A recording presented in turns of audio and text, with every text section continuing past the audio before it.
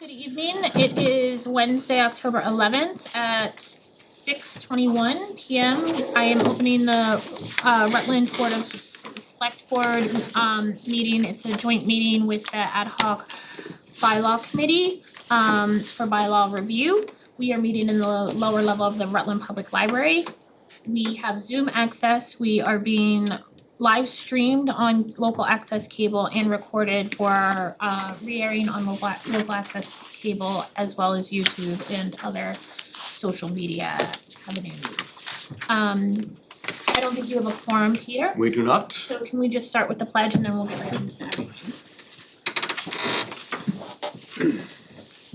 Pledge allegiance to the flag of the United States of America, and to the republic for which it stands, one nation, under God, indivisible, with liberty and justice for all. Thank you. Sorry we're a little bit later than we had planned. Peter, I appreciate your patience. So I think we were going to look at town council and CIPC tonight. Yes, And then. But before we do that, well, it's not a big these are all small things. This is our bill, our special legislation. The reason I have this pulled up is somewhere along the way, this got amended and section 3 got yanked. Now, fortunately, section 3 isn't important. Just the ability to rename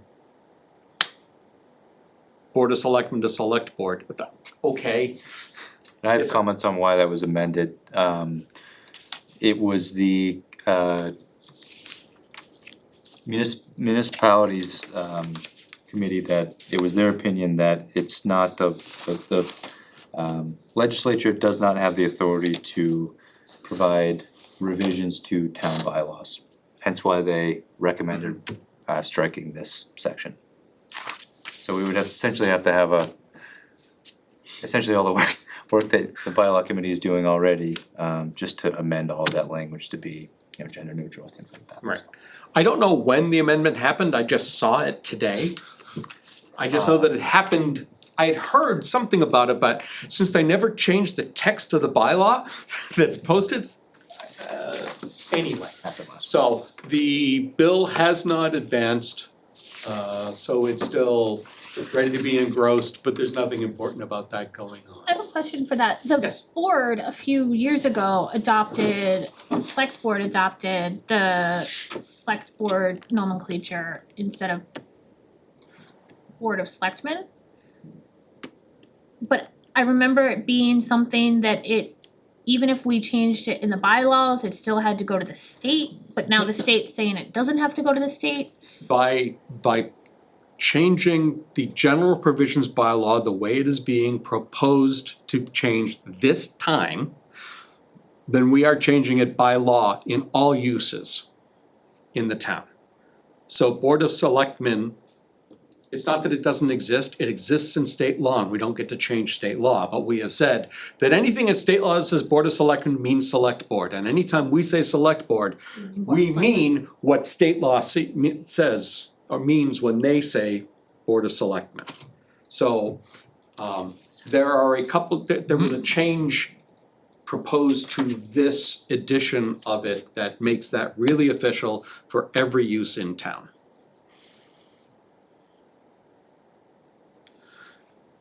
Thank you. Next, I have one, before we dig into the guts of this one, there's one other decision that I wanted to talk about. We set a date and a place and a time, thank you. The last thing that needs to be decided for that, for town meeting, is how many articles are we going to have? Which is really your decision. I can write as many as we need. And there are really fundamentally 3 choices. 1 article, the whole body all at once.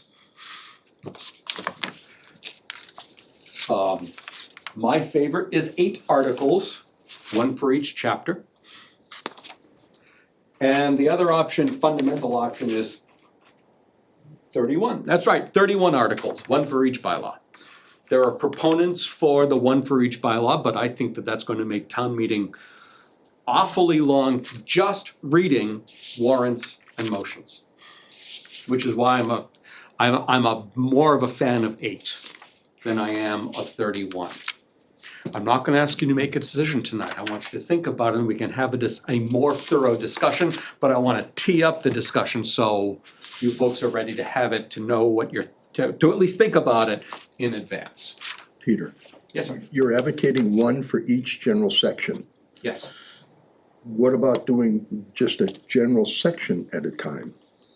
Have you thought about that? What do you mean by, well, it's one per chapter, so it's general provisions and then general government and then financial affairs, whatever the order is. Okay, but under financial affairs, Yep. aren't there several?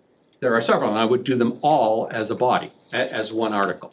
Oh, okay. The other choice would be doing 31, which would be for each individual bylaw, so Correct. for financial affairs for each of the, For all 4 or 5 articles in there, we'd have to have one article and for each of them if we did 31.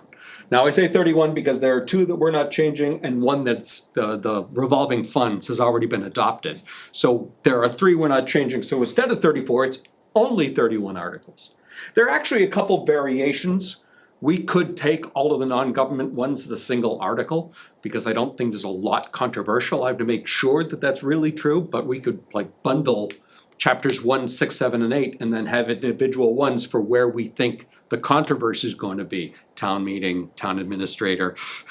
That was what I was gonna say, is if there's a bunch that we know are probably, smooth sailing, can we stick those together, but those that might be more like financial. We absolutely could, and then we Finance could, committee, TA, can we individualize those bylaws and I just don't wanna have it not pass an entire chapter because there's an issue with one bylaw in it. Right. So, many options before us. okay, well, maybe we can think about if there's anything in That- particular that we'd wanna, Exactly, if Separate there are out. things you think are worth stressing, Yeah. separating, that's fine. I guess my only concern there is the citizens at the meeting. Mhm. Not having their minds blown, because we're throwing all this stuff at them. well, hopefully Well- they're coming to the info sessions that we're gonna have, right?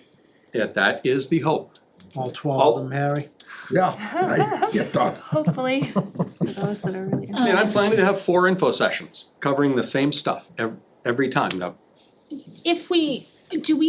Austin, do we need to read each bylaw? Like, if we have packets or whatever, can we say as presented? That would Yes, save as time presented from, in the town clerk meeting. handout. right, that would, that would be a lot of paper, potentially. But it would save the time on the, like, reading the bylaw itself and then, We haven't read a bylaw at town meeting in a couple of years, because How many pages? 151. So I'm actually not at all in favor of Double-sided. having them as a handout because it's too much paper. However, I am in favor of having the consequential changes document that's 4 or 5 pages printed out and ready at town meeting. That should give the information that people need to make a decision, or at least enough information. Yeah. They're on the website, they're gonna continue to be updated. The sessions are going to help, I don't know how much, we'll see how well they are attended. So we'll do what we can, we'll advertise them more and more on the site with email blasts, we'll do every piece of public relations we can think of to advertise this going on so people come informed. But there will always be somebody who hasn't, always.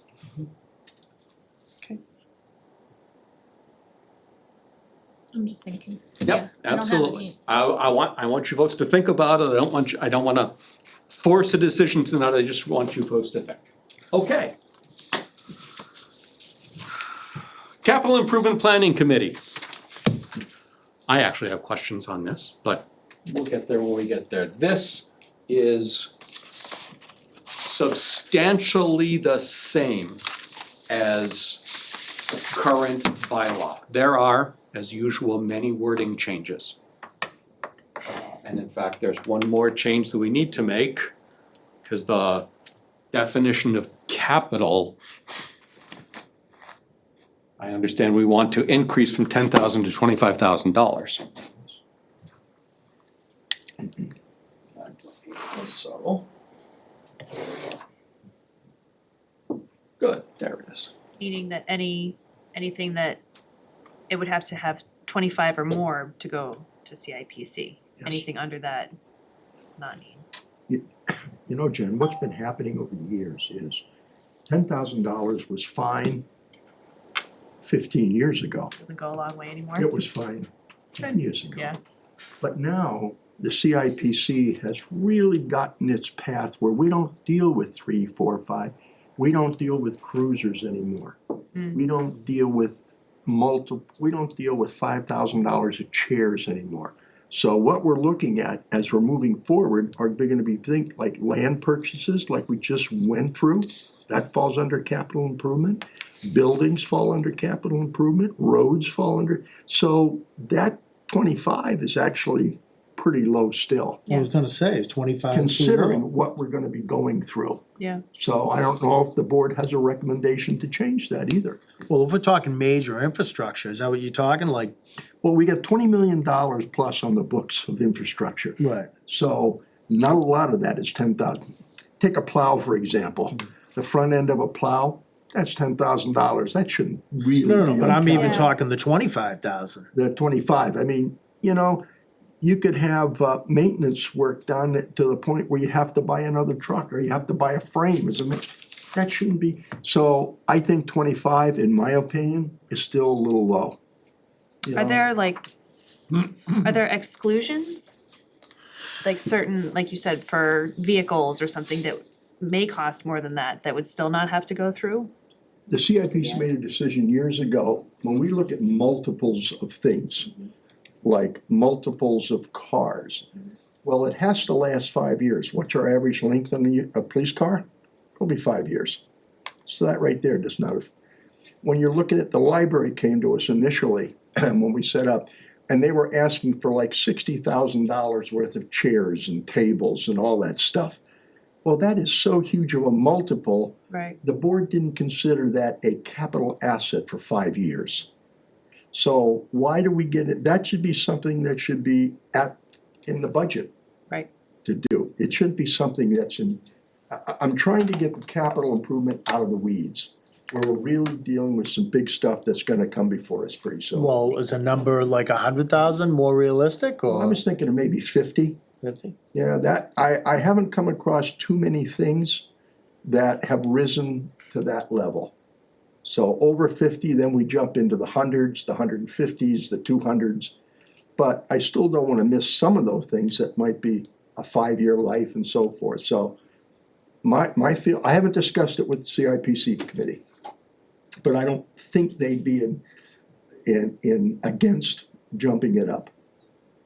But I just wanna let the board know about that too, cause I think 10, even 25 is still too low for my opinion.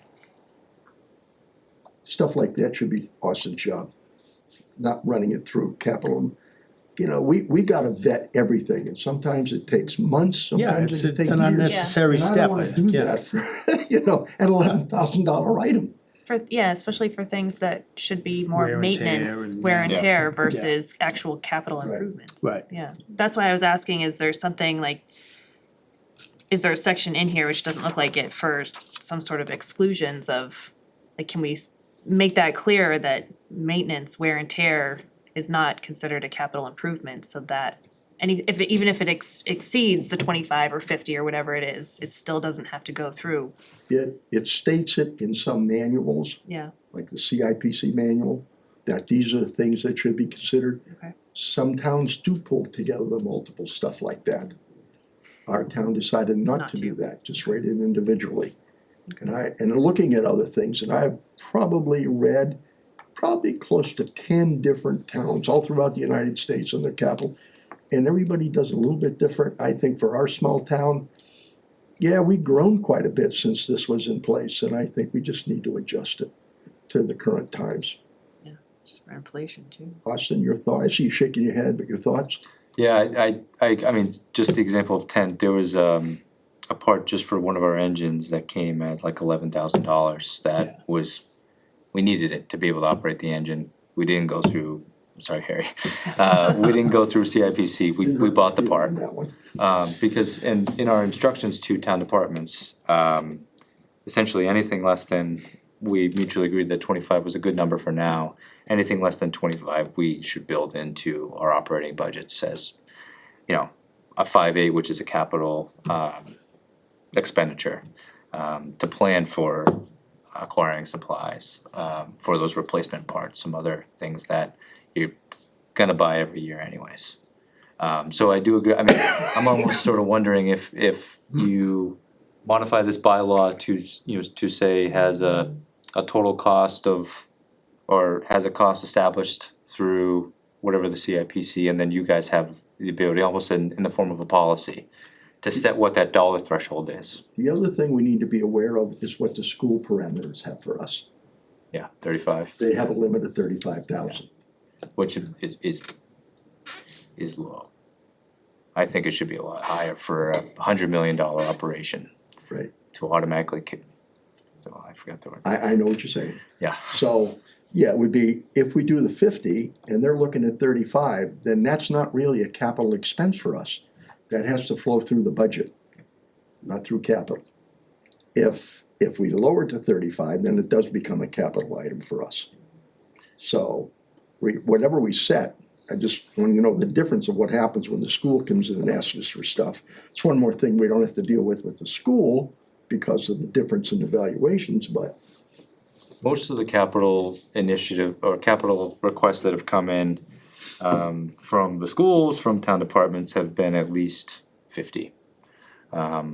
Most of them are also getting into the hundreds, so much bigger projects or requests. I mean, I'd like to see the school be compatible with the CIPC. Yeah. So from 35, they go to 50, then it actually becomes a capital asset for us to look at. But So should- I think 50 is, if you don't wanna conflict with the school, then 35. If you wanna kinda disregard that, then then I think 50, in my opinion, to start with. Unless you wanna look, and we're not gonna change this for maybe 10, 20 years down the road, then we could definitely go higher. And maybe to Austin's point, does it need to, in the bylaw, does it need to explicitly state an actual dollar amount? Or would that be better set, somehow worded in the bylaw, reference policy or something that can be updated more routinely? Because to your point, if the cost of goods, inflation, whatever continues to go up in 10 years, 50,000, but are we going to want to do a bylaw amendment to then say, oh, 50,000 now is the new 10,000? And I mean, I think at some point there is value to having, regardless of where that inflation level is, to have oversight from CIPC, but also to keep that committee out of the weeds. And, you know, if repairs are suddenly taking 100 or 25,000 to get repairs that are going to significantly extend the life of something, then it doesn't make sense to have it go through CIPC, in my opinion. Right, I'd like an escalation clause in there, so I haven't found one that works. I mean, we could potentially, if you were to point to a policy, which I think there is something in some draft policies for the financial policies related to capital, that may be a way to tie the bylaws to the policy, and then it would be up to the board to evaluate and work with CIPC to say, you know, how's 50,000 working for you? Do you think we should increase it? Policies are obviously, as you know, are a lot easier to modify than bylaws. So would that be a select board policy or would it be a CIPC policy? Well, they're appointed by the select board, I assume, right? Not I assume, are they? Yes, they are. Yeah. And the charge is established partially through bylaw and Yep. the rest through select board? I would say the charge is defined here Yeah. in the bylaw. Well, yeah, I haven't seen the rest, right? Yeah. The other question I have, MGL increased it to 25, do we have the ability to go above that? What do you mean it defines, set at the 25? In the CIPC bylaws, they had a threshold, and it started out at 10,000 initially, and now they upped it to 25. So, It's unclear that we could set it to something greater than that, if that's what the CIPC bylaw says, because, not the bylaw, MGL. yeah, that's, I sorry, Okay. well, the MGL.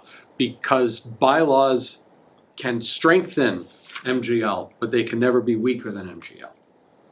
So if current MGL says 25 for capital, then we can't, I don't think we could be more than that, because that makes it a stronger, that makes it weaker, not stronger.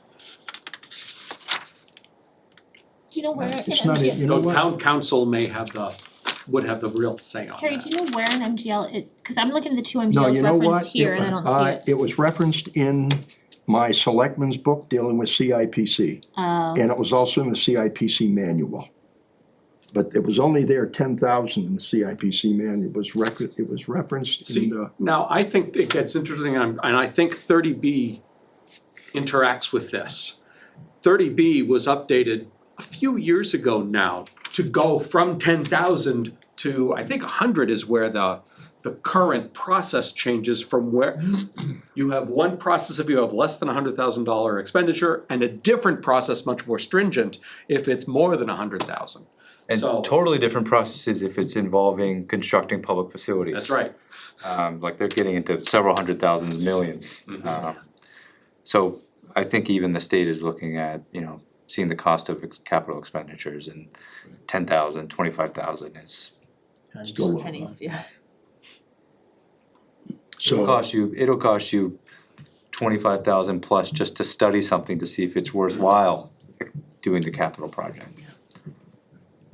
So I don't necessarily have, I was just thinking if there's a way that to take out something in bylaw that could potentially change significantly over the course of the next 5 to 15 years. Yep. And reference somehow policy, and maybe it's financial policy, which is, I think, kind of owned by the select board's office, but is TA and the financial team in consultation with CIPC to make sure that that committee is comfortable with it. I don't know. can we add something to line C? Has a total cost of at least $10,000 or more at the discretion of the select board in compliance with Mass General Law. It's better to just dump the limit and refer to the policy. Cause I don't see, and I, Now, I also think that were I to write words just like that, has a value of at least a minimum set by select board, by town financial policy.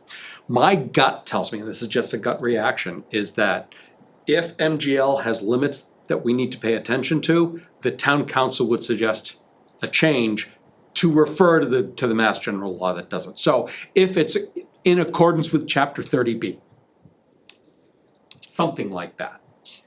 But I that's just a guess on my part. We can easily just make it according to town policy. I'm okay with that. I think that makes a lot of sense, because I agree, we the town wanna be able to change that capital threshold as time changes and not have to wait 6 months for a town meeting, 4 months for the Attorney General to get to it. We don't wanna wait that long to make it happen, basically a year. well, and I think maybe it could even be a bigger piece in the policy as for if it's repairs, it's going to significantly extend the life of something versus a new purchase or That's true, you could something. classify capital limits based on the kind of expenditure, sure, in the In a policy, I think that's easier to do than trying to do it in a bylaw. Sure. I think that, Yeah, I guess on this one, I'm not, how we construct a thing, it's more of the dollar value, so CIPC knows where we are going forward on that and what we're gonna be doing. All, it doesn't say maintenance or anything, all it says is purchased or undertaken at intervals of not less than 5 years and has a useful life of 5 years. I know in the CIPC book and in the selectmen's book, it does talk about all kinds of maintenance work. Take a road, for example. If the road has to be done and that's gonna cost $250,000, that falls under CIPC. Right, I was thinking So like. there are those Yeah, things, yeah. you're right, Leah. Well, and I was thinking of like Austin's example where a part for an engine costs more than the threshold here, but that cost is going to increase the life of the existing unit and be less expensive than purchasing a new unit. Then, and I know that there's been also, and this is another piece that I think I don't wanna necessarily get into the weeds of tonight, but for policy conversation is if it's grant funded, how does that vetting go? Cause I know that there's been a few opportunities that the chiefs and stuff have missed out on grants because it didn't flow through, the timing didn't work to get it through CIPC or it didn't rank high enough in CIPC, but if it was fully funded opportunity wise, so yeah, so. Yeah, you'll find the CIPC quickly redid their rating chart. And we now take into consideration, excuse me, stuff that has been submitted to us for 2, 3, 4 years that rated so low, we now give them extra credits to bump them up to put them into the system. We also have grant funding on there now to a greater point than we did before. So besides working in the new document that Austin has submitted out to the departments and so forth in rating those, we've also increased our stuff. And the committee was very much in favor of what we did because some have been on there for many years and we know the frustration of the town putting stuff in and not getting it because they didn't rate high enough. So we're trying to equalize that for everybody. Yeah. And that's why, the dollar value can take a lot of that stuff off the sheets. Yep. And really concentrate on the big stuff. For example, a ball field needs $200,000 done. That would fall under this. Versus, well, we got 25 and it's 200, so it has to come to us. Yeah, that type of thing. So are you advocating for a $50,000 limit on it, or are you looking for? Well, my recollection is 25 was set by the state. But I have to find out where it is. I didn't think we'd get into this conversation tonight. I gotta find out where it is and I can let you know. But I'm obviously advocating, Paul, for a much higher level. So I think the 25 was found in the DOR prepared like a best practices manual Yeah. for cities and towns to develop a capital plan. Right. And there was a sample bylaw and language that had 25,000 in there, but Probably where I picked. and even in that manual, it doesn't reference a mass general law, cause that would be, like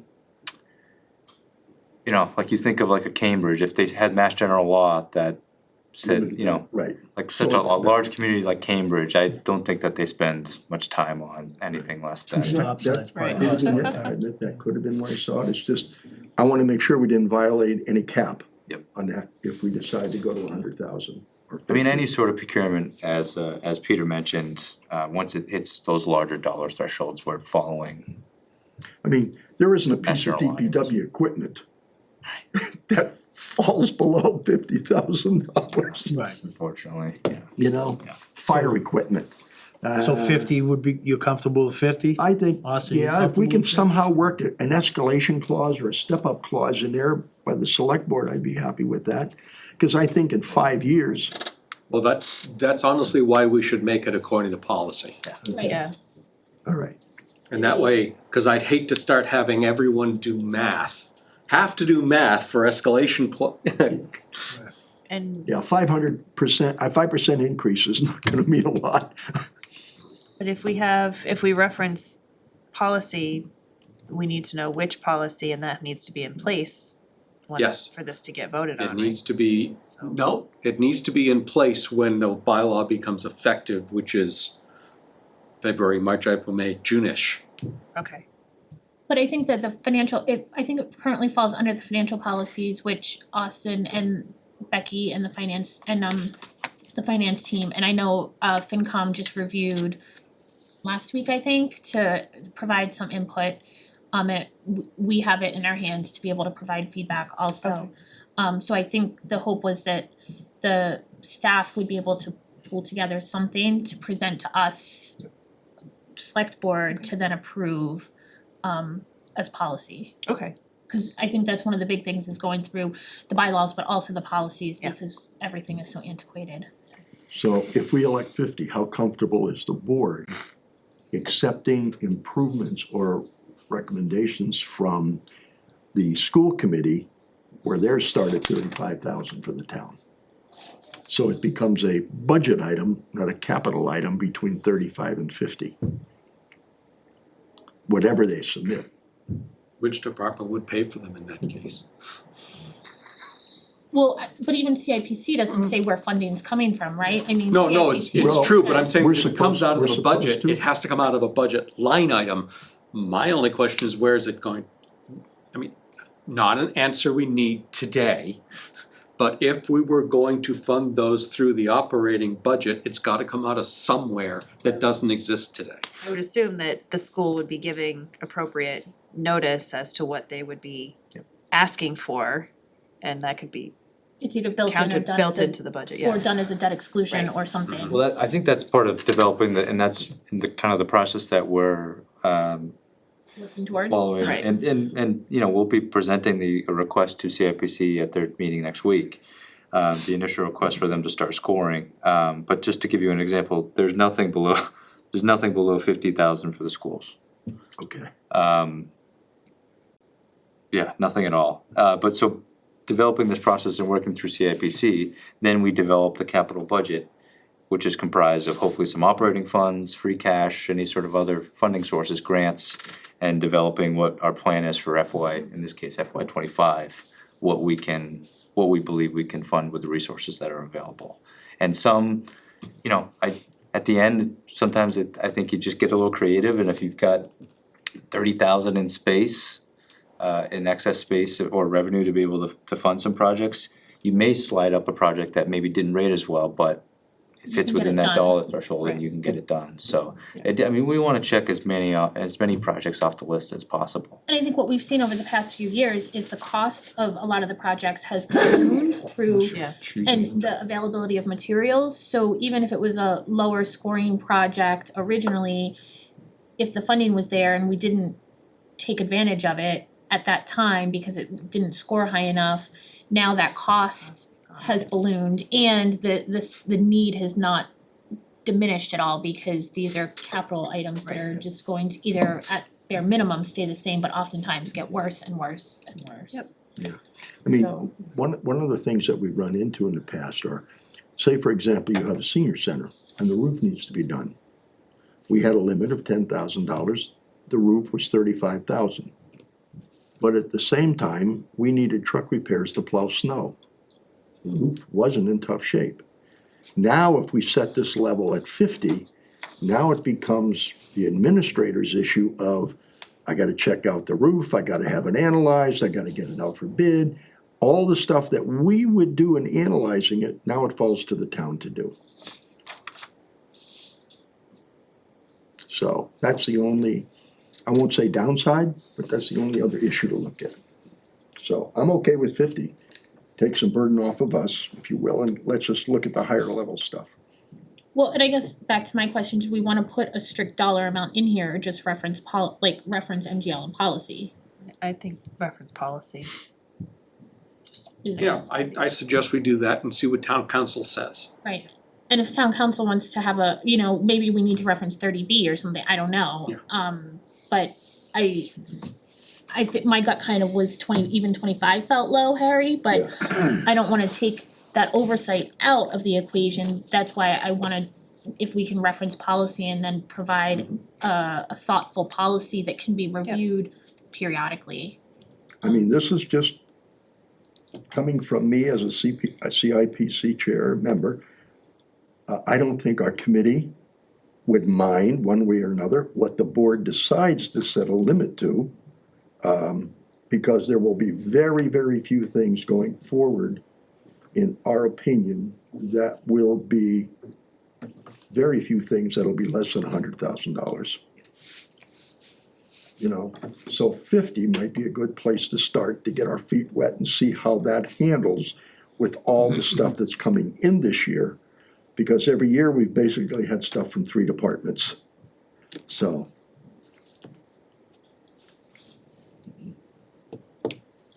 Okay. Oh, wait, let me do that. Moving on, membership, much smaller than it used to be because we have so much in the appointed committees bylaw. So this is now reduced. Committee should be composed of 5 members who are not employed by the town. Those words have changed so many times, been edited out and back. This is actually the original wording because it's as clear as we can make it. When we added more words, we made it fuzzier. So we believe, the committee believes, that employed by the town is a sufficiently strict definition to make it so that somebody who works in DPW is not allowed to serve on the committee because they're employed by the town, as opposed to me as a committee member, that I would not be employed by, even though I am an statutory employee of the town. It gets a little fuzzy. We the committee believe that the original intent was somebody who works for the town, gets paid, gets a salary, should not be eligible to serve on CIPC because they have a vested interest in how the money gets allocated. And I believe that this wording is as clear as we're ever going to make it for what that means. So I guess in my head, I originally, when I first learned about CIPC, kind of viewed CIPC similar-ish to FinCom in the sense that they're not serving on any, CIPC members aren't serving on any other board or commission or employee or anything, kind of a neutral body to look at the entirety of everything and not I'm serving as I also serve on cable and I really want cable to get their stuff, or you don't even that. So that's originally how I viewed it and thought that it was kind of sold to town, but I don't know if that's still. That has never been a restriction of CIPC. Okay. Because this is the wording that's in the current bylaw, who are not employed by the town.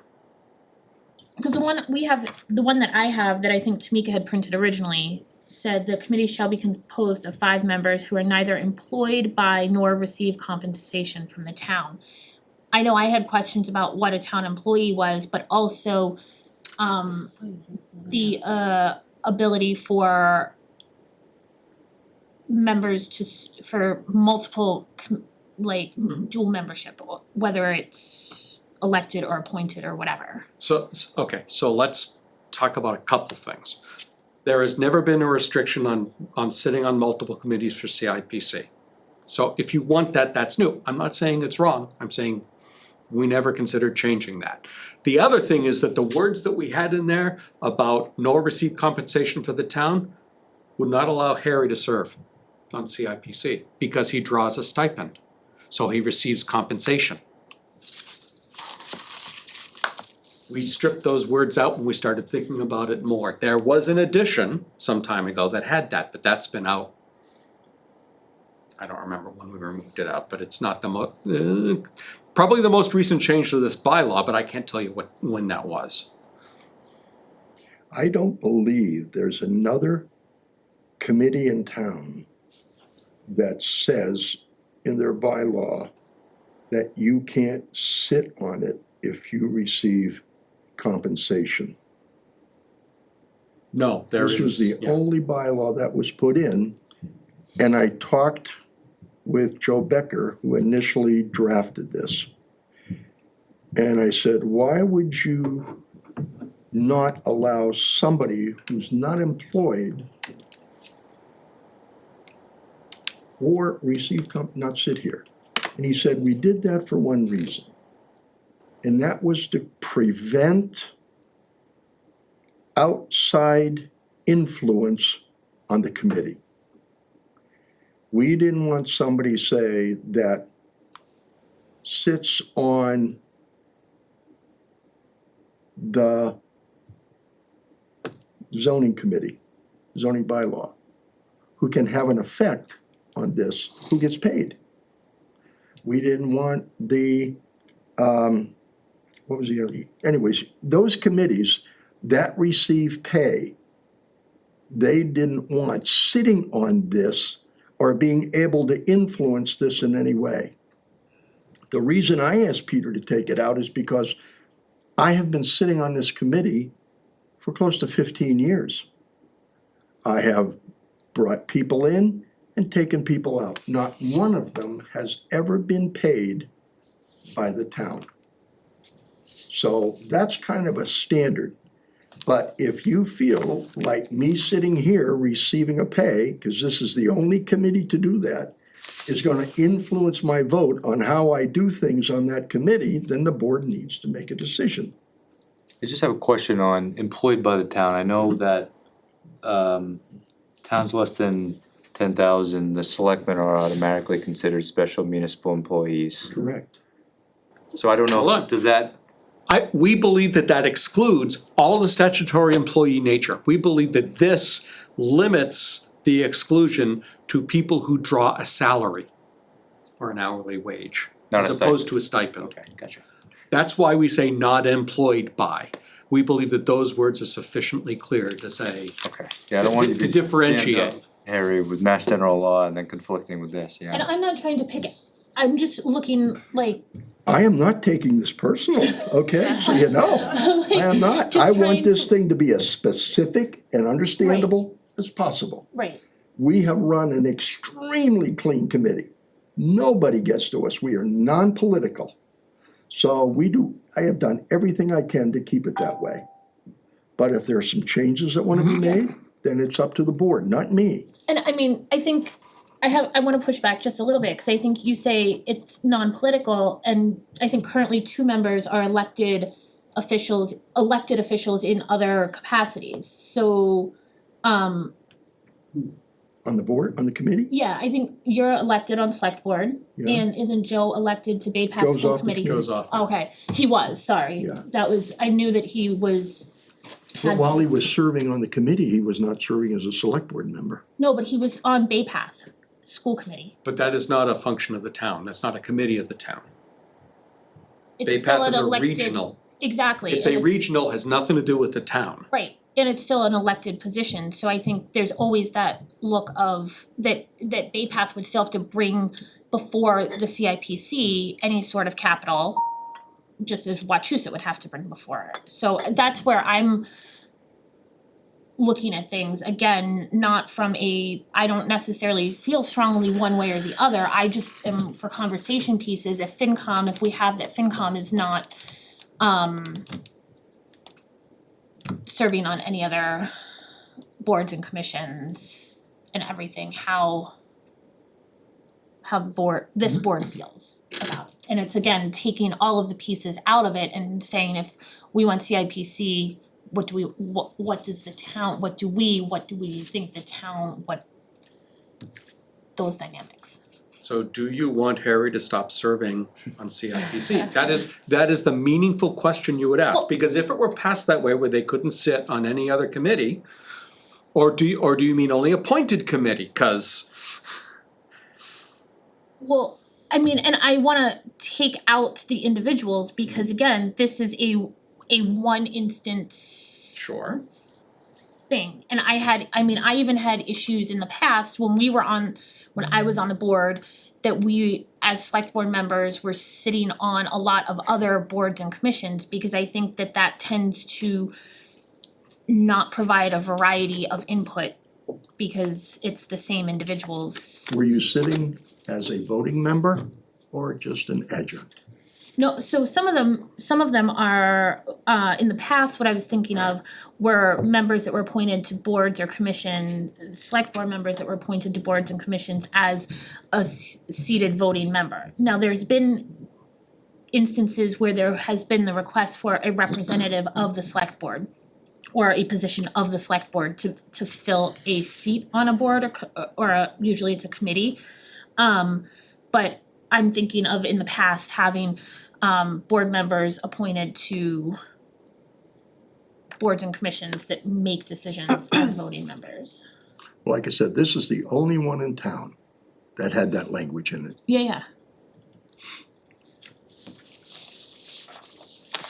And I'm not looking at it as you personally, Harry, I'm looking at it as a board decision, like, Well, I look at it down the road, and you appoint people to this. So if there is any chance where someone is employed by the town, you do not appoint them. It's very simple. And I am a special member, so therefore I can sit on that board.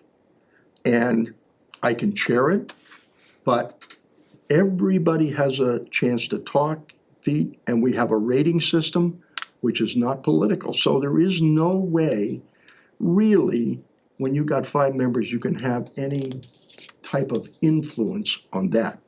But if my sitting on this select board causes you to think twice about what I might do on that committee that could favor a particular item or whatever, then just let me know and I will step off that committee.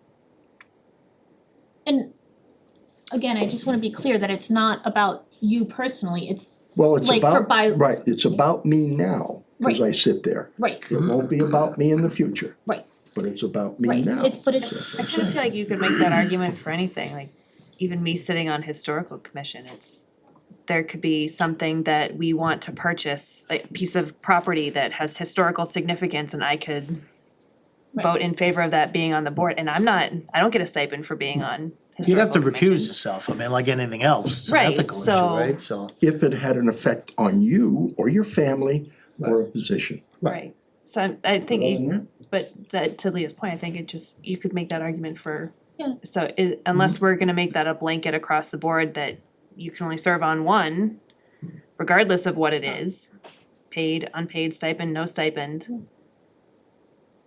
I don't see any concern if there's other. Do you feel you're influential to your committee? Absolutely, I'm the chairman. But in the decisions that it Yeah, I makes? mean, No, no. The reason is, each of us makes our own rating sheet. And at the end, we add them up, we average them out, and that's what that particular thing's in. If there's 3 or 4 that are for it, one isn't, and vice versa, that's the way it is. We but I don't- think all of these, everything we've gone through so far, I think the committee as a whole so far has been all about being transparent. Yep. Making people out there trust the process. Right. Right. And this is no different, so I don't, I think if it's something you have to vote on, and you're involved in it somehow, you'd have to recuse yourself like any other board or Only if it is in conflict of interest. If I'm voting, give you an example, if I'm voting on a fire truck. Right. What particular interest is that to me personally? There isn't one. Right. If I have to vote on a $500,000 DPW truck, there's no, unless I can get him to plow my street first, there is no particular interest there. Yeah, I'm trying to think So I of how have there no- would be a cross between this position and that position. A piece of property right next to Harry's property that Well, he wants to that's- buy, yeah. that's. If it's Right, coming up for the town to buy, Right. then I would excuse myself Right. off the Right. board. right. Absolutely. Peter, the only other, I'm sorry, the only other committee that has language similar, not quite similar, but would be the finance committee where it says they cannot serve on any other, Correct. right, yeah.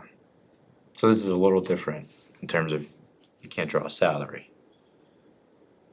But do you think the intent when they created this bylaw was to be of a similar nature? It's kind of advising.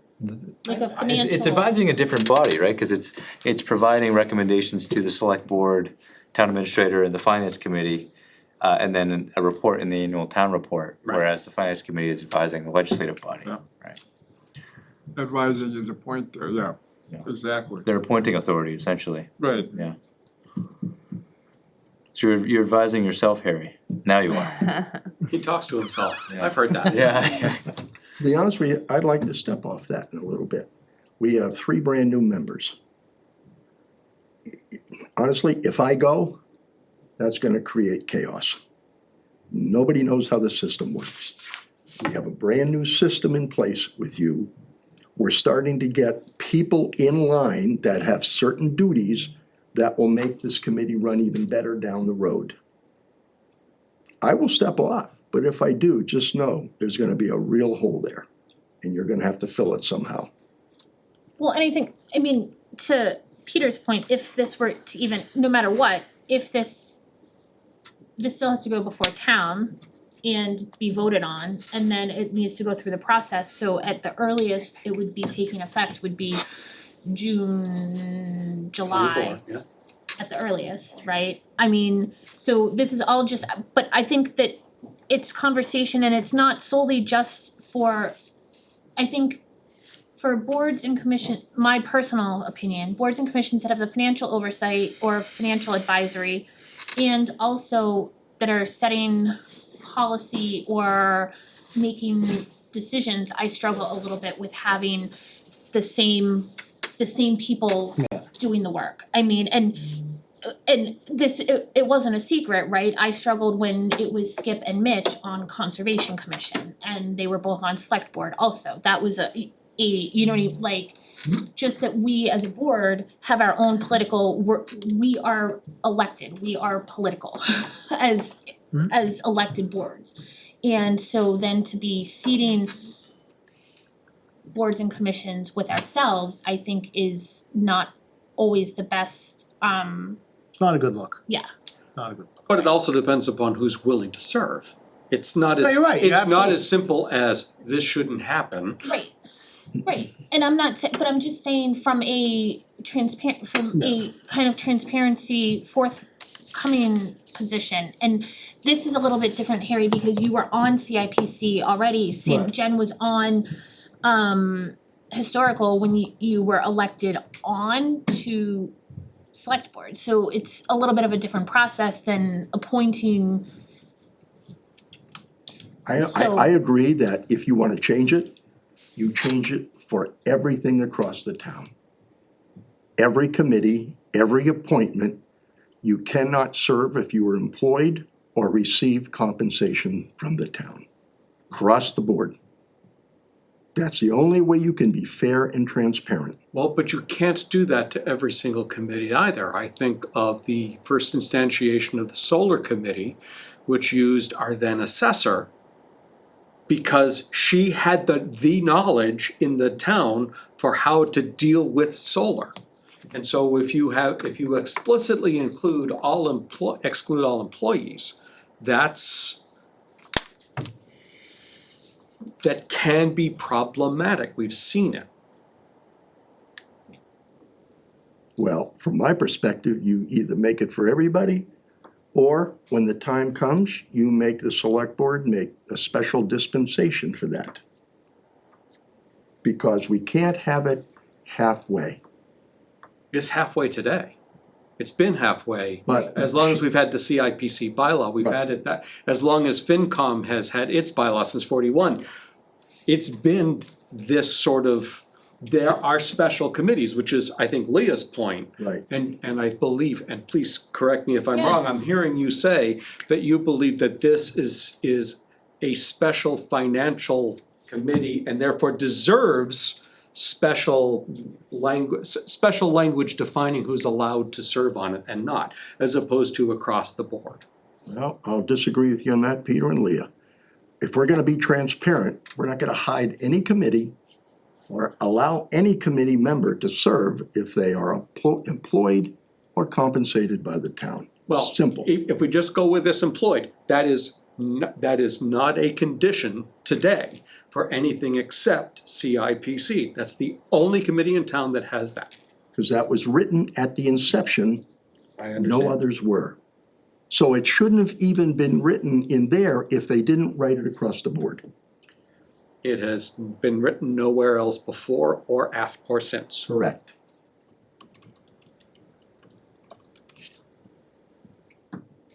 And And I I would, wanna- I would agree with Leah's assessment that this is a special committee in that it involves the finances of the town, long-term planning, but still, it's still finances of the town. And not having employees of the town serving on the committee helps serve the objectivity of the committee. Yeah, I think it's a little Yeah. different, like when I was employed by the police department, I obviously recused myself from Yeah. anything that would benefit a police officer. I had to do that, but I think that's a little different than making decisions that affect Yeah. the whole town from a financial standpoint. Yeah, nothing has been substantiated or voted on that had any personal gain under the conflict of interest rules by the CIPC, Oh, I believe you. I don't believe, yeah. you know? I mean, there were some, we didn't even wanna vote for because we thought it was a little stretch for the town to afford. Right. But we always, I'm just giving But you looking history. forward, Harry, like, when you're out of the picture, when all of us are out of the picture, what's best for the town? Well, if you say not employed by the town and a select board, which is a special situation, is not an employee, it's a special employee, then that doesn't apply to select board. It doesn't apply to select board because a select board member is not employed by the town. Right. Select board members are all employees, we've already been over this. But we believe this language allows anyone, basically all committee members. Under the category of special employee. Not even a special employee, just a statutory employee. As Concom, I'm not special, I'm just an employee by statute. But I believe that this allows me to serve because I'm not employed by the town. It's a very interesting parsing of words, and word selection is very important in this case. So do we put a pin in this as how to come back and, because I don't,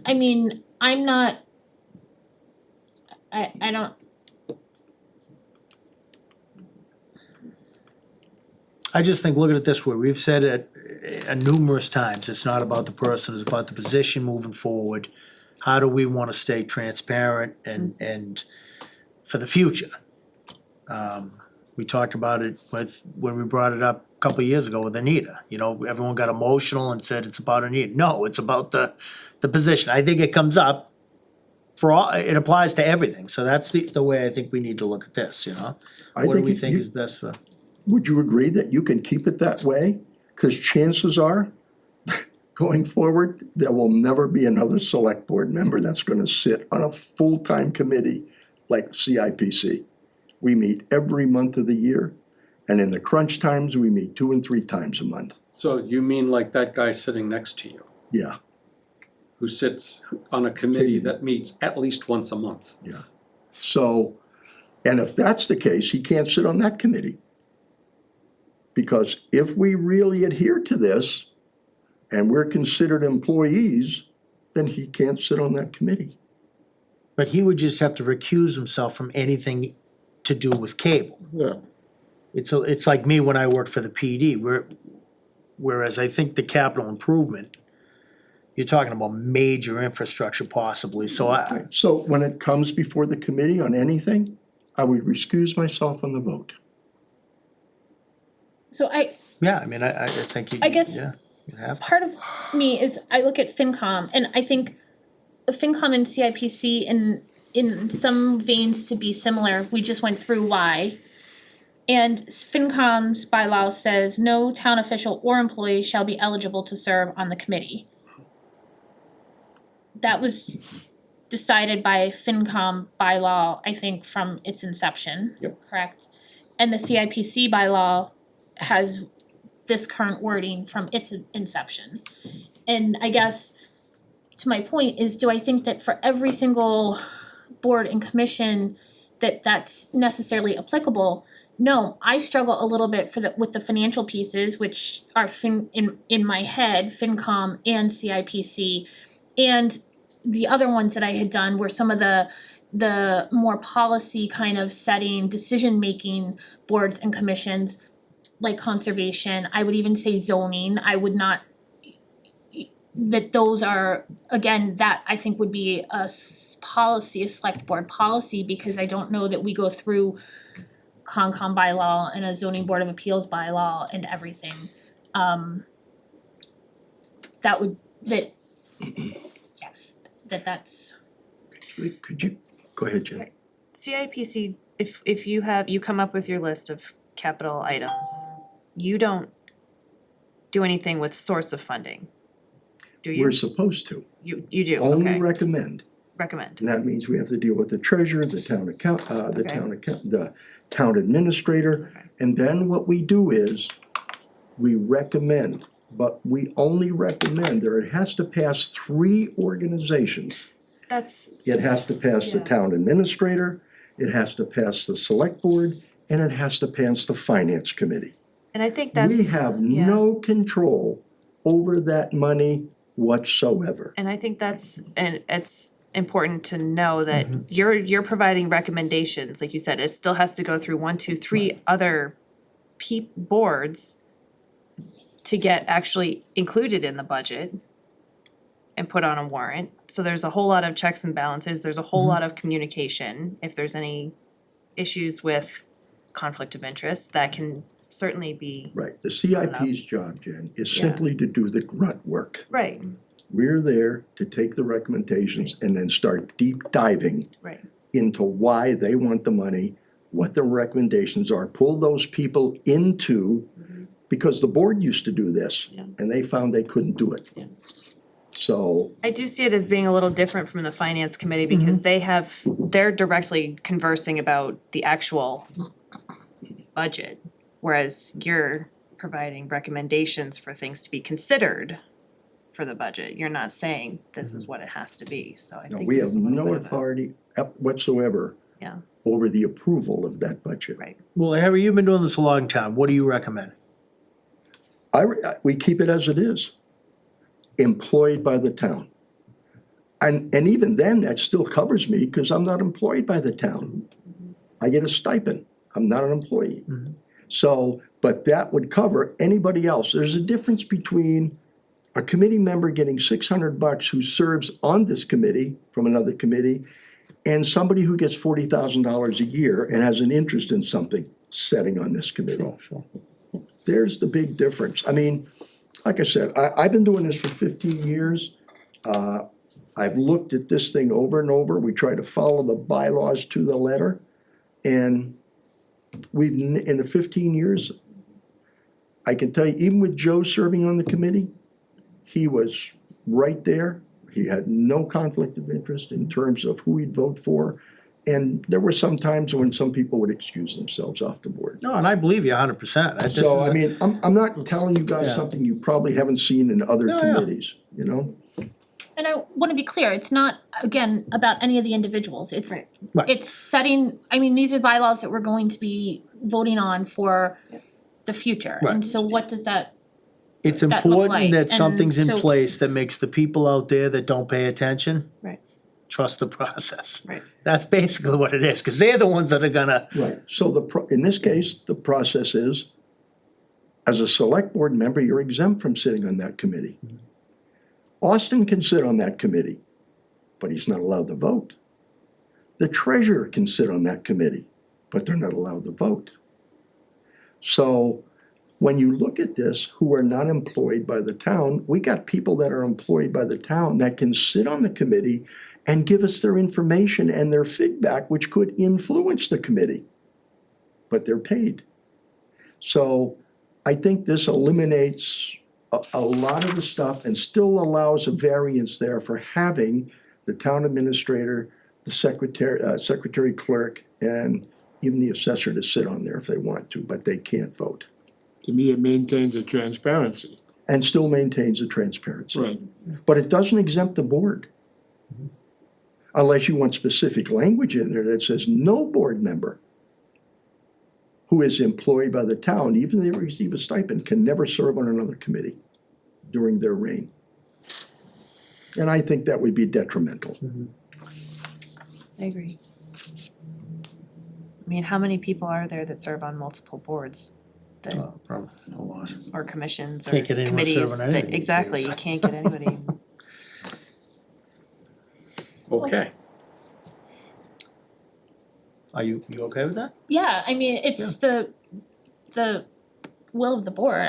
I just wanted to bring it up for conversation because Yeah. the way I view things between FinCom and CIPC are very similar. FinCom explicitly says it, and again, it's not a it's not a secret that for the policy-making, decision-making boards and commissions, I feel like we, as a town, need to do better trying to recruit individuals so that we're not becoming a self-fulfilling prophecy where it's us five doing the work of everybody. Yeah, I'll tell you that if it was for me sitting on the board, and I'm not blowing my own horn, we'd be down to 2 people on that board. I personally went out and recruited 3 people for that board. I know You it's know, not easy, I you mean, know, so, and I sent the request through, I sent my letter of recommendation through, they were approved by the board. So everything was transparent there in what we did. and I'm not, again, I wanna be clear, it's Well, I know not you're about not picking on the, me, but I'm just saying what I see is good for the committee, and that will take care of the committee and the town, because according to that, really, the only people that can sit on that are the select board, because we're special employees, until you create a charter. Then that changes everything. no, according to this, anybody, planning board member would have no problem sitting on the Right. committee. Health, Board of Health, Board of Library Assessors, trustees. library, anybody, nothing here prevents anybody who is not employed by the town. There's no other restriction here. Right. And I think that that's, I mean, we look at it now as it's one person and it's not that big of a deal, and then, but if, I don't know, for the future. I think the select board has the power, the smarts, to decide when somebody comes through for the committee, whether they're appropriate for that Right, committee. and when it comes down to appointing or not appointing, that's when we need to talk about this. Right. Which in the past, that's what's frustrating, we just rubber stamp everything and, Yeah. I know, Tom, I That's- feel for you. you know, I that's know. where we've been talking, Yeah, changing that, but, okay. and there's been a lot of that done in the past. Or taken through the rakes for trying to instill some change when Right. there's been interest. All right, moving on.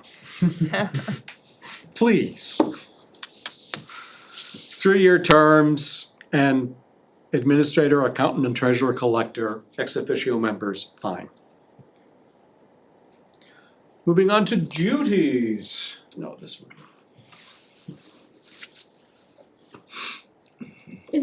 Sorry, to go back to members, is it worth adding in assessor as an ex officio member or not? Only because if they're, some of the usefulness is land, I don't know, right? You guys are responsible for. We can do that, I mean, I don't I go know. to the assessor anyways.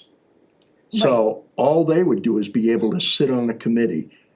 They don't have to attend any meetings or any of that stuff, so Right, you can put them there, but the treasurer collector doesn't show up unless we ask them. The town accountant doesn't show up unless we ask them. But they, by law, they have the right to sit on there, so we could add in, I guess, the assessor if you, which would be a valuable member of the town if you wanna do that, but I don't know, I mean, how the board feels, Austin, I don't know if you have any input on it, or adding, in addition to the ex officio members, the town administrator, accountant, treasurer, collector, and assessor, if they're looking at land, you know, if CIPC is charged with oversight of land, like recommendations on land, but we would call them in anyways. I was In gonna say, fact, you we can were still looking do at that, this right? land, we discussed with the assessor all the issues about the land, and I took it before our committee. And most often, honestly, when we're acquiring land, the assessors most often have nothing to do with it. We actually, in some cases, are required to do an independent appraisal anyways. Right. Good thought though, I think, Leah, but that's fine, no, I didn't know, But certainly if the committee wanted the assessor, I mean, they could also ask any of us as an ex officio to see what the assessor thinks as well. and I guess town administrator, technically, all of those positions fall under town administrators. Yeah.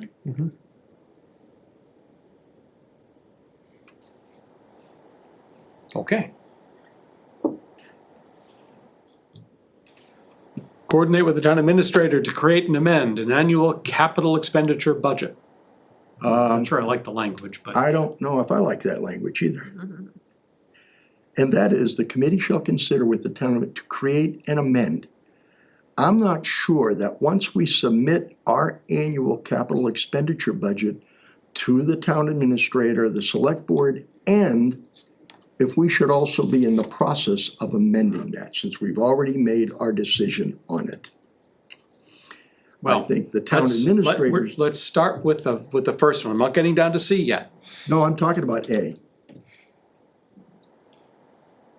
I'm talking about the word amend. Is there a need to amend it Well, once you've already once I've submitted submitted it? everything, then it's up to Austin if he has questions to come back to us. But he's not gonna ask for our approval to amend it. Right, That's already done. We've submitted that. it's a recommendation for Yeah. what are we gonna amend that's going to, He could ask us, can we switch some things around? And I'll say, yeah, but that's not gonna change our 1 or 5 year forecast. Right. It just changes next year's when we adopt stuff and do it. What do you think, Austin? Well, yeah, I mean, ultimately, I think it's a recommendation, but unfortunately, sometimes depending on what we have for resources, I think when we're developing the budget, we'll need, I think I'll, and the select board at that point will need some play to be able to take what we have for recommendations, identify the resources that we have, and we may have to move things around. So if that's the amendment, you then put on your select board hat, and make those modifications to the capital budget. but when we say move things around, are we talking about move item 3 to Projects. item 1? Yeah, I mean, Or- so, Just decide to fund something low, that is, Not in, that the that's committee not, decided was a lower priority. that wasn't part of the current capital budget? It may have been Here? part of it. Amend from a paper point of view says, now the committee's gonna go back and redo their entire forecast to amend it to what the budget needs. more so amend the budget plan, right, so, to give you a reference, just to show you.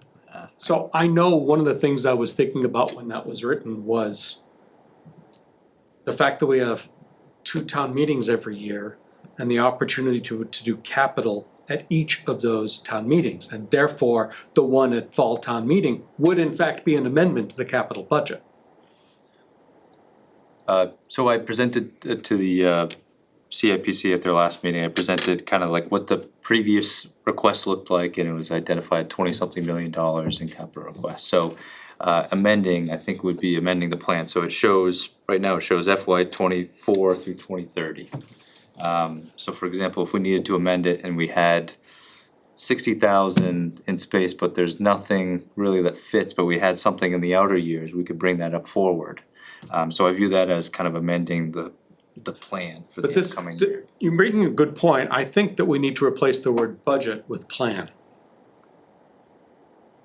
Yeah, if you're talking 5 years out, plan is the correct word.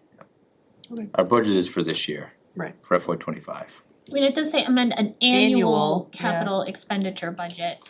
I guess my concern is if there was an emergency, something that came up from the time it was originally submitted to the time it goes to town meeting, that CIPC then needs to look at if something broke or, you know. There's a There provision is a in whole here. emergency provision. Yeah. Yeah, yeah, and we have done that once in the past. Yeah. But even then, I guess this is where I'm gonna come with the question that I had. Does CIPC create the budget or do they create only a plan? Yeah. And it's effectively up to, I mean, much like the last discussion with FinCom, FinCom advises, FinCom does not create or own the Right. budget. Yeah. So is that the same process with CIPC? And if so, I think we need some different language here. There are 2 parts to the CIPC program. Mhm. One is capital improvement budget, CIB. Mhm. The other is the capital improvement plan. Yep. Budget is for 1 year, the plan is for the next 5 years. Right, So- but my question is, does CIPC actually own the budget, or does CIPC merely propose to the town administrator who's responsible for the budget? Right. That's all we do. That's really the question I'm asking. That's where our recommendations come in. We're proposing that these should be included, but that's all we can do. We I can, mean- and we don't propose this, we submit our recommendations for this year, and we submit our recommendations for them to look at for the next 5 years, so they can prepare the budget based on those next 5 years. But we have nothing to do with the budget. So then an annual capital expenditure budget proposal. I'd rather see plan. I think Yeah. Man, that coincides with the CIP manual. Cause budget to me suggests there's an expectation that these would be included somewhere within the town's. Right, and from But my they don't perspective, the TA treats CIPC's budget proposals in much the same way that every other department is considered. And he has to consider the totality of it. And so that's why I'm asking who actually owns the budget, the capital budget.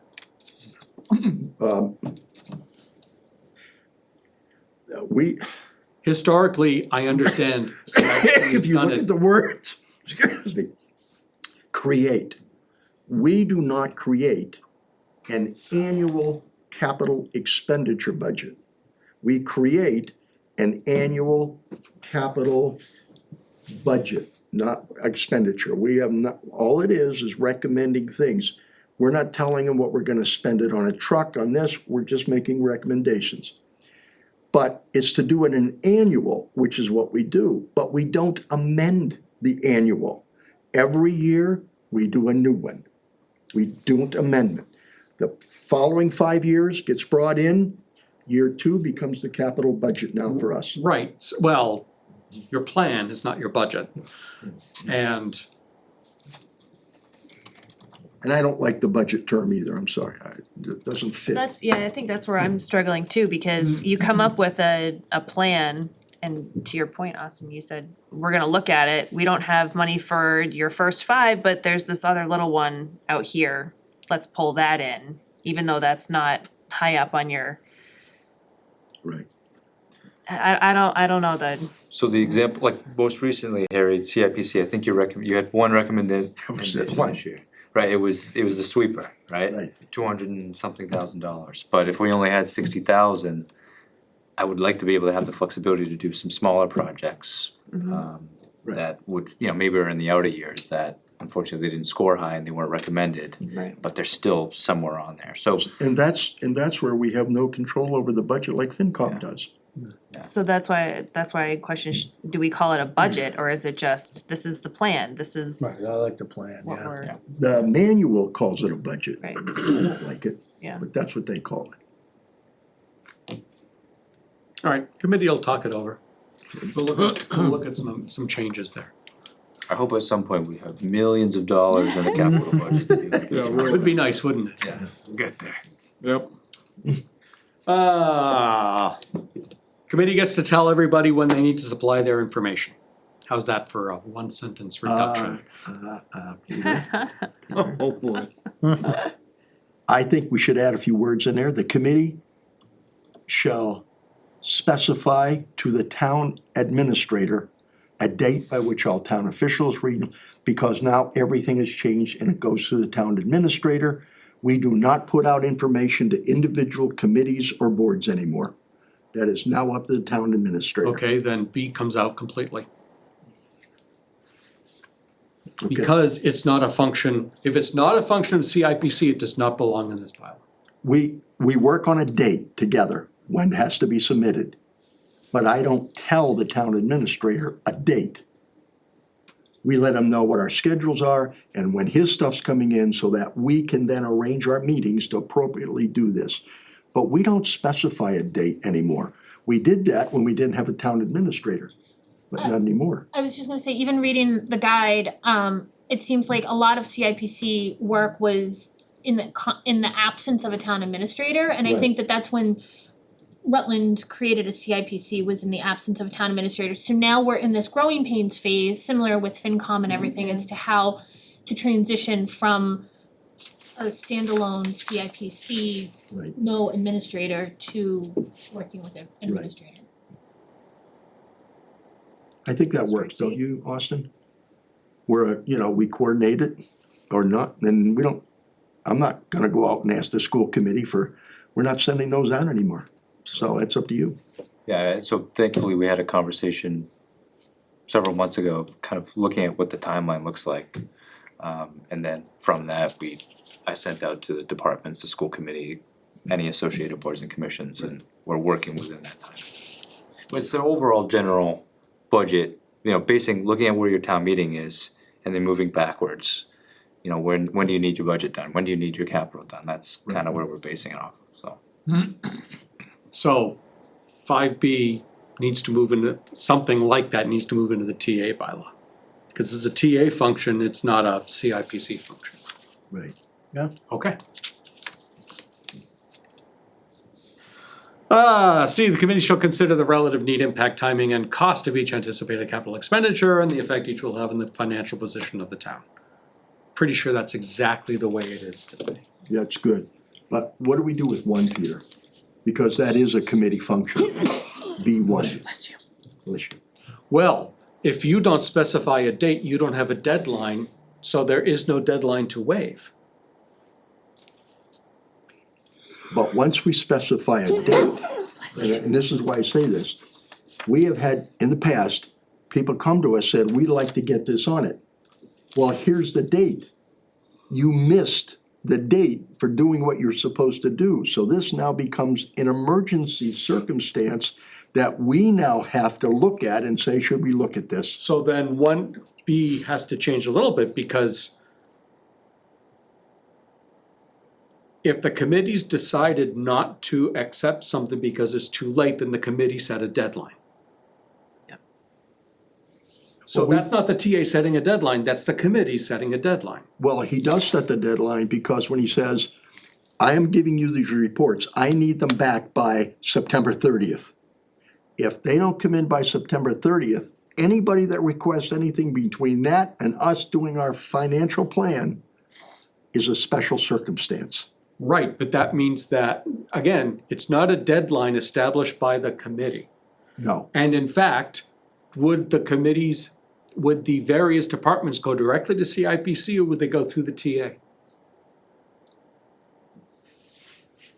I would argue push them through the TA. So again, we're at a TA function, not a committee function. And the committee wouldn't waive the date. The But- TA may allow an emergency circumstance to flow to CIPC. That's a different question, that's a different process question than committee sets a date and has a deadline. Committee didn't set a date. So the committee does not ipso facto have a deadline, the committee operates on the timeline set forth by the TA. Yeah, if all the capital expenditures go through Austin, then anything past whatever agreed upon date would still need to go through him to, and back. be submitted to the committee to see if we're willing to look at it. Yeah. That's fine. That's fine. I just want you to know that was happened to us in the past, so. Oh, sure.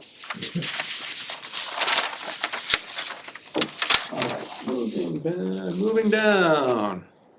Committee shall report to town meeting its recommendations on any article referred to the select board. The footnote there just says, every capital expenditure has to be sent to CIPC per the select board bylaw.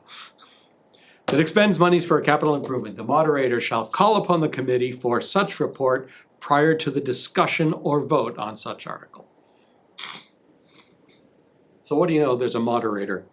I was gonna say, this is requirement another we don't have a moderator bylaw, right? Correct. This is one of those things that we were talking about, if there was in there. If there were a value. town moderator bylaw, yes. Right. The moderator has called on the committee in the past for a report.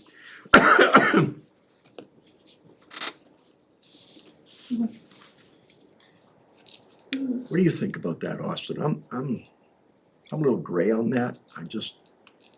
What gets me is the committee shall report to the town meeting its recommendations on any article referred by the select board that expends money for a capital improvement. Should you have the discussion between the finance committee and the select board on those articles? Should the capital improvement committee be at the discretion of the moderator? of what the recommendations or the discussion on that is. I Or should actually it- don't believe it should be at anybody's discretion. I think that the capital expenditures are, I don't wanna say under the purview of, that's not quite right, but reviewed by CIPC. And it makes sense that in the same way that planning board is asked for its recommendation for everything related to the planning board, CIPC should be called for everything related to the planning board. Individual, I would maintain that even though it's not in the bylaw anywhere, that, well, actually, it says that for anything about bylaws must go before the bylaw committee. Yeah, it doesn't exist, whatever. Yet. There are special sets of knowledge that should always be asked for, their recommendation should be asked for at town meeting. I believe that firmly. But should the moderator, the select board, or the finance committee call upon us to do it? Only the moderator can. It's a moderator's meeting. Moderator is the only is the only person who can recognize individuals for speaking. Okay, That's it. You'll notice, finance committee doesn't say their recommendation until specifically asked for, specifically recognized by the moderator. because the reason I asked it is, we don't submit our stuff to the moderator. We Nope, submit you it don't. to the other three, and so now it's the moderator's job, you're saying, to call on? Yes. Okay, But it's because it's a moderator's meeting, That's exactly right. okay. so. The moderator's the chair for all practical purposes.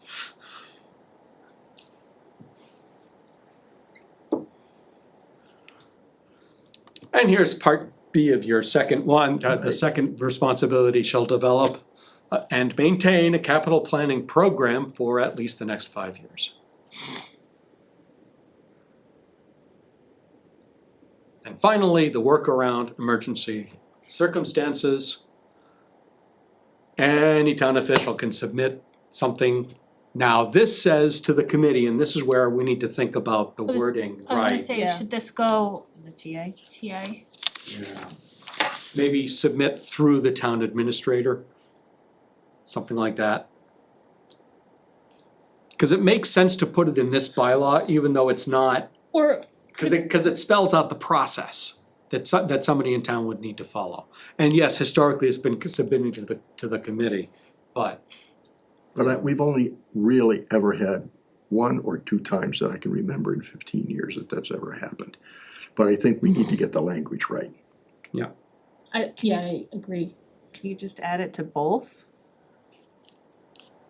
Because We'll- is it, we'll look at it. I'm taking the note here, Okay. so we'll look at it.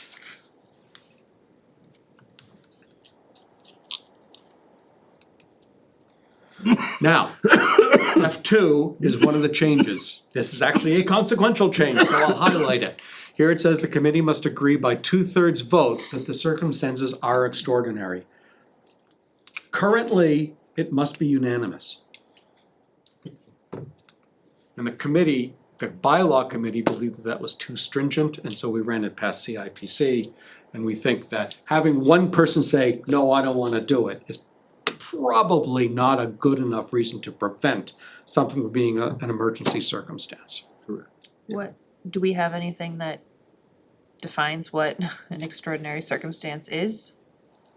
No, because, and that's one of the reasons that you have a vote, that the committee has to agree that it's extraordinary. It is obvious that when the water tower broke, that was an emergency, cause you couldn't have, well, I don't wanna use those words. I'll say it was not anticipated.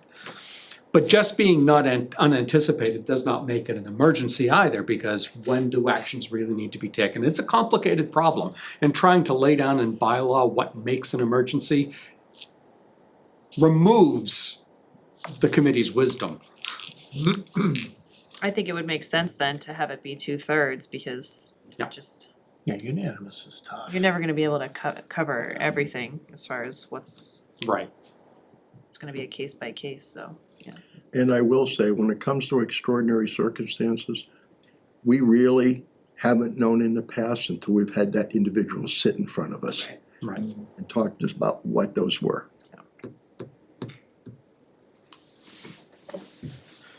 Finally, if the committee affirms extraordinary circumstances, the committee shall submit an addendum to its report, blah, blah, blah, blah, blah. Does it, there's a lot of committees in that, does it need to have that many committees? It's just my own. Yeah, we can see if we can clean that up.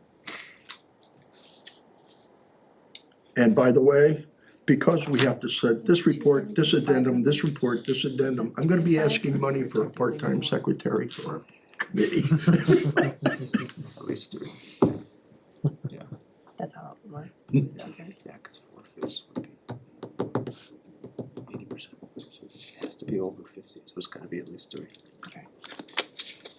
wanna make sure it wasn't one of those 3.5 people who need to vote in favor, you know? Yeah. The capital requirements for this article shall not apply to capital expenditures placed on a town meeting warrant by citizen petition. Because it bypasses the entire process. Now, that of course completely screws up the plan. So what else is new?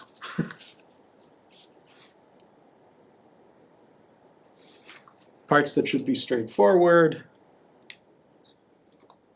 Committee shall and it, well, this is, we have the same wording problem here, a capital expenditure budget for the next fiscal year. So basically you have, CIPC has reports they need to supply to all the right places and to the annual report.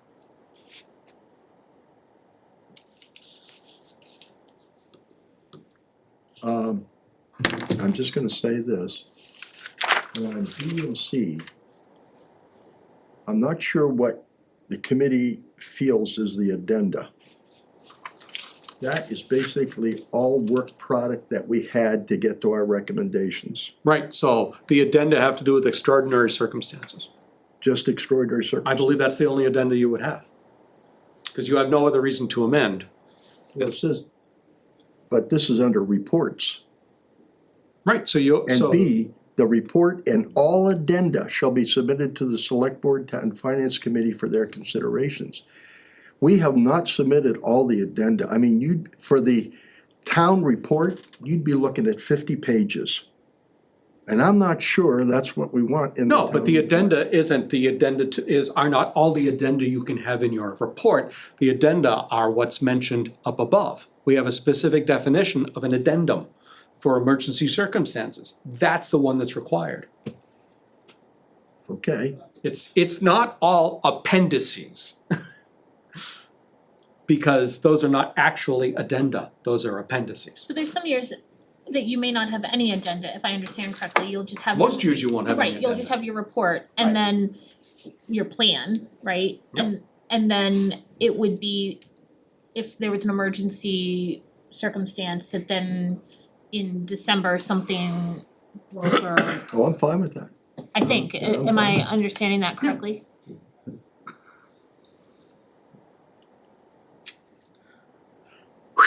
That's the end of CIPC. And that's the easy one tonight. Can I actually ask Nice. a question? Sure. Going back to G under the duties with the citizen petition.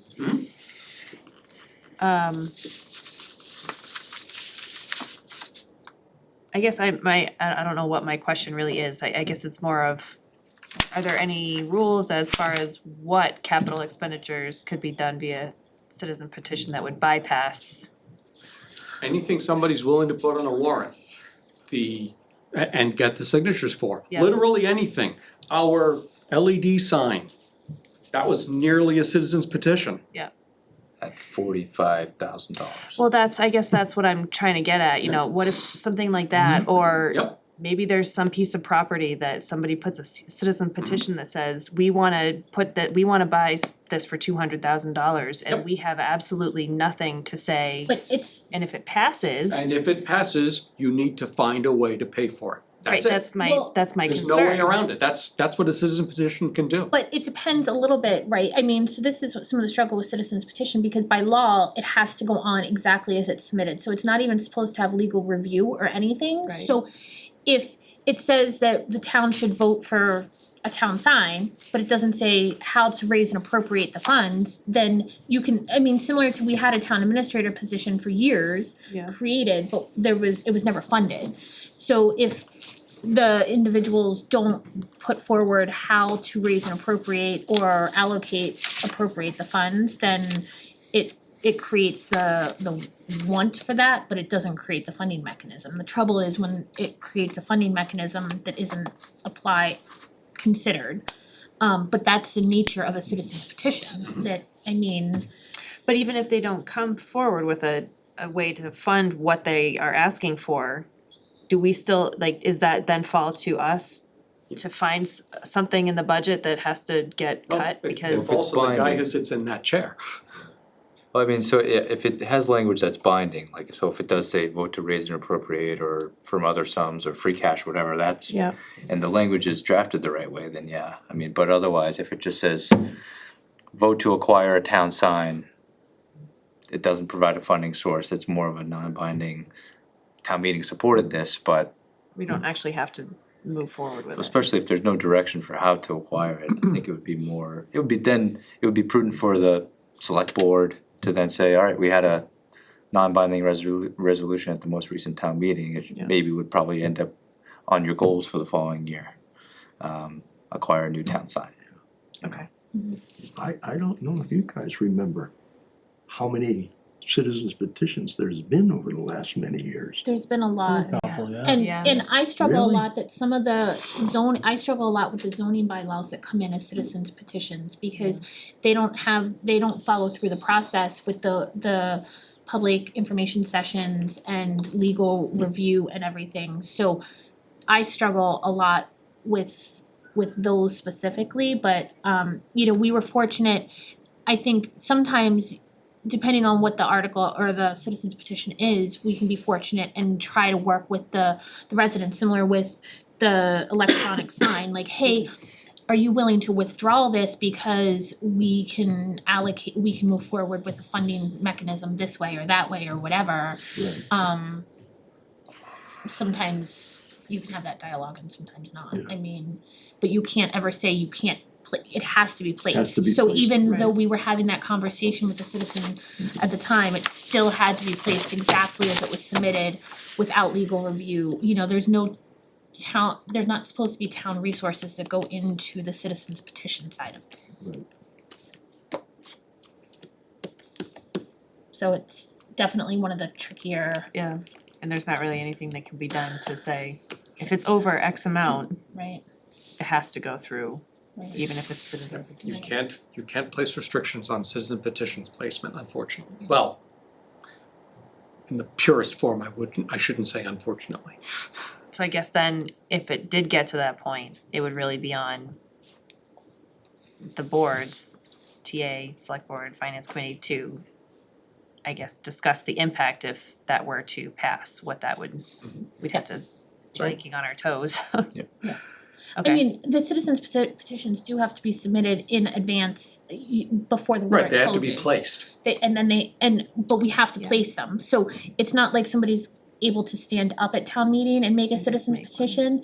It's been submitted by the time the warrant articles So are we have a little due bit of time to try and, to try to work with the petitioner and or figure out amongst boards and commissions and staff how to make it work. Other questions? thank you. It's time to leave. It's 8:00 here, yeah, we Yep, all it's turn 8. into pumpkins. So I leave it at I the wanna say discretion of the thank you for board. the hard work you guys have done with the CIPC. Nothing like this has been done those years, and we've been always agonizing over some of the requirements that we thought should be there, weren't there, all that kind of stuff, so. From a CIP standpoint, I wanna thank you guys for that, for the work. No, thank you, I know you put a lot of time and effort into it and cool, thank you. So what do we need, a motion? So, When is the next one before we make a motion? Monday's a regular one, right? So Tamika asked me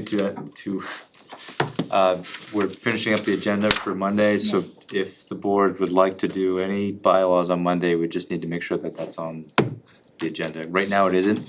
I think it's a pretty heavy agenda, isn't it? It is. I was thinking it is, so Yeah. So this is probably the Yeah. wrong meeting. I was thinking of But that. I was told by my boss to offer it to you. So I think we have town council is gonna be the next one, right? That's the big one. Then public consumption, unregistered motor vehicles. Yep. I think is what we have printed so far.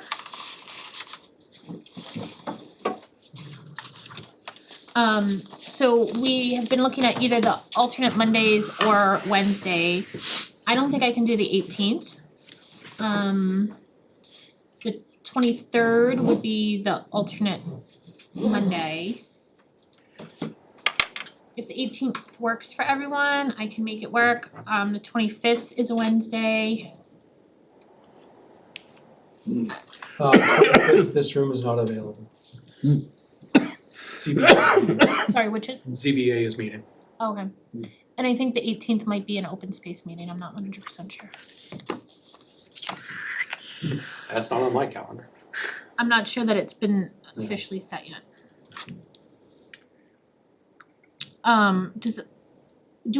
For the board, do Wednesdays work better or Mondays? Neither are great for me, so Right now, Wednesdays work better for me, just because I only have one kid thing versus two on Mondays, but that's only for the next yeah. couple weeks, and then I Mondays. mean, I can do are the fine. 18th if you guys, So let's plan on the 18th and then, does that work for you and, I got both the Either 18th one. and 25th open right now, so that works. Austin, are Wednesdays 25th is out. Yep, oh, good. equally bad? so 6 o'clock, So we'll do the 18th 18th. at 6. and then that's it, right, for now? Yeah, for right And then now. the 30th, we have a regular meeting, right? Yeah. Actually, 18th is out too. Why is the 18th out? Yeah, the next two Wednesdays are not good for me. Sorry.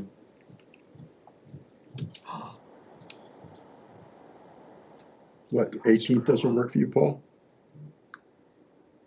No. 25th is cable, and the 18th is a committee that I'm on for another organization. Yeah, Paul, I messed up. We may need to hold. I'm sorry? We may need to hold cable on a different day because I didn't reserve it. And so then ZBA came in and reserved it. Oh, okay. Alright, so we're not doing the 18th? No, 18, well, I mean, that's the decision, if you're willing to go without Paul. You okay with that, Paul, or you wanna It's all right with me, if, you know, we've just gotta reschedule somehow, somewhere. All right. I mean, we've done a few, Tom, without you. Yeah. I try very hard to have Yeah, them with everybody just because I think it's important, but I know also Can't it's do not 'em, you can't easy do 'em. for everyone to make all of the time commitments, and I appreciate everyone's extra time because it's a lot. Mhm. So 25th? we can't do the 25th, I think, because There's no way to the 25th, but we can do the 18th. we can, Or we push it out to November 1. Did you say you couldn't do the 23rd, the Monday, if we do another Monday?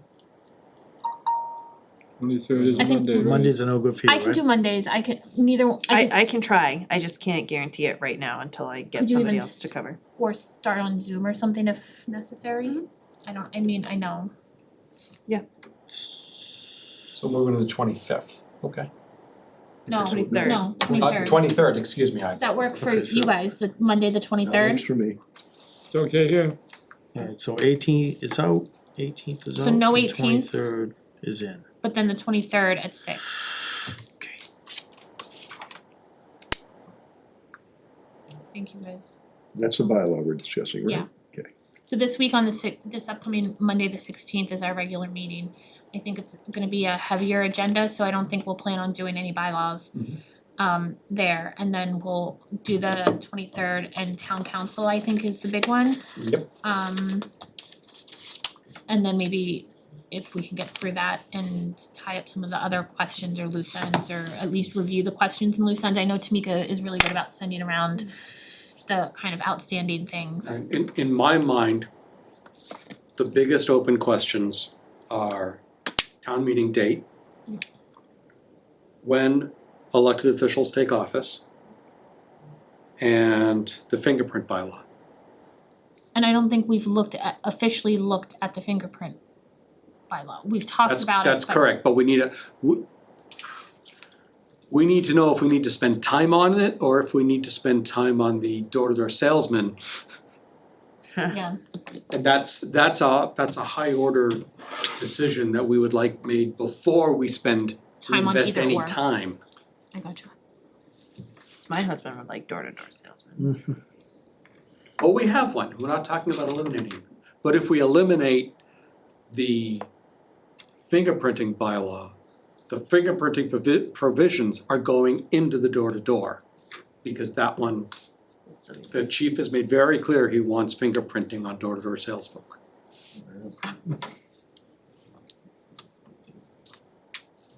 So as I say, we just need to know what direction Yeah. to put our work, and we're happy to do it, it's just Yeah. whatever the decision is, we just need to know.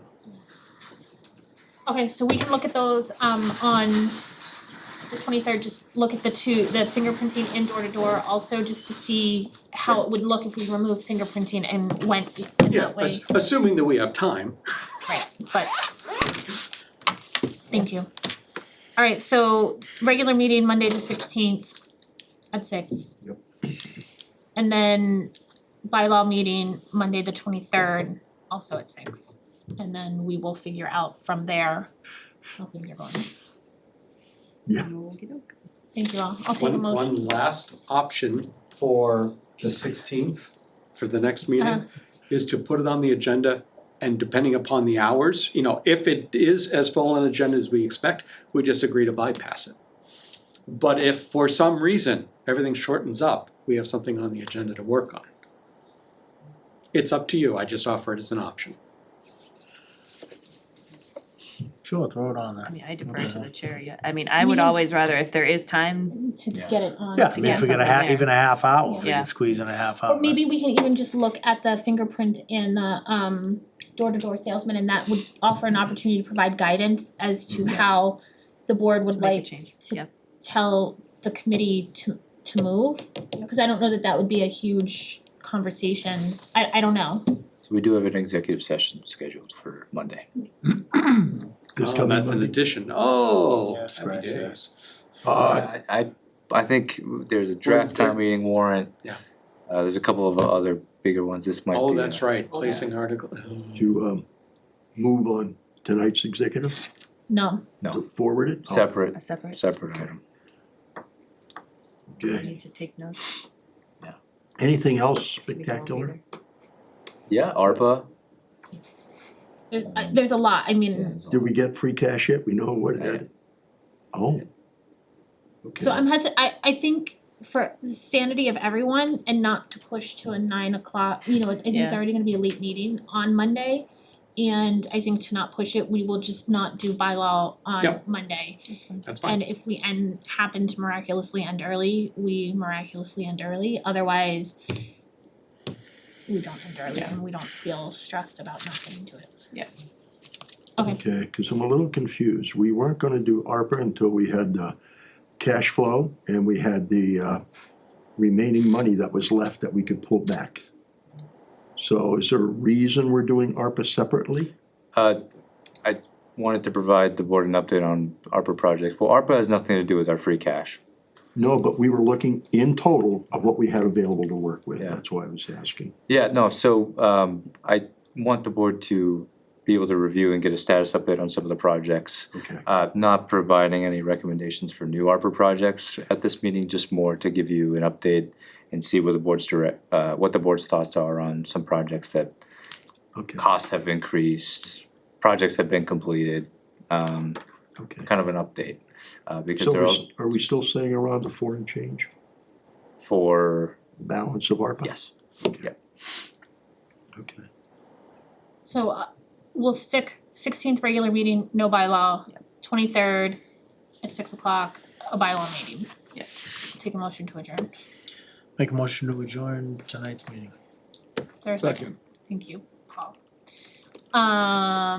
Conversation? Roll call, Harry. Second, aye. That's an aye. Ledger I. Yeah, well, Whitman, aye. We are adjourned at 8:10 PM.